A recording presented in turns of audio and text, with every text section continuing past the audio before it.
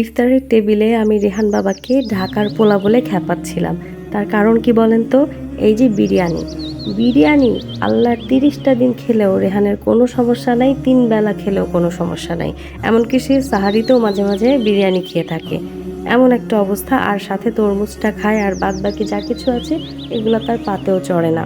তো যাই হোক, আমি কিছুদিন আমার বাপের বাড়িতে ছিলাম, তখন আমার ২ ভাগনার পছন্দ মতো আমি রান্না করেছি। আমাদের জন্য করেছি, ওদের জন্যও করেছি। যত যাই করি না কেন, কাচ্চি, বিফ বিরিয়ানি, চিকেন বিরিয়ানি, পোলাও এগুলো হচ্ছিল কমন খাবার তাদের। আর এই যে তাদের পছন্দের চিকেন ফ্রাই করেছিলাম একদিন, মহা খুশি মহা খুশি। ২ জন একদম শুধু চিকেন ফ্রাই খেয়েই পেট ভরে ফেলেছে। অনেক বেশি খুশি হয়েছিল। তারপরে আরেকদিন অন্যভাবে চিকেন ফ্রাই করে দিয়েছিলাম, সাথে সুপি নুডলস করেছিলাম। আরও আমাদের জন্য একই দিনে আবার আমি খিচুড়িও রান্না করেছিলাম। জানি না কেন ওই দিন আমার প্রচণ্ড খিচুড়ি খেতে ইচ্ছা করেছিল ইফতারিতে।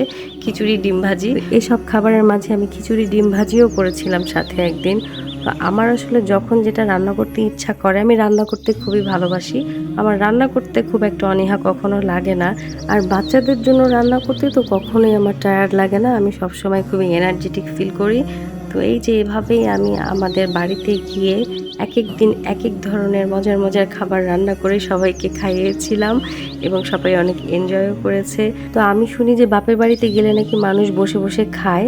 তো আমার ক্ষেত্রে উল্টোটাই হয়, আমি কিন্তু রান্নাবান্না আরও বেশি করে করি। আমার মতো কে কে আছেন আমাকে কিন্তু কমেন্ট করে অবশ্যই জানাবেন। সবাই ভালো থাকবেন, সুস্থ থাকবেন, আমাদের জন্য দোয়া করবেন। আল্লাহ হাফেজ।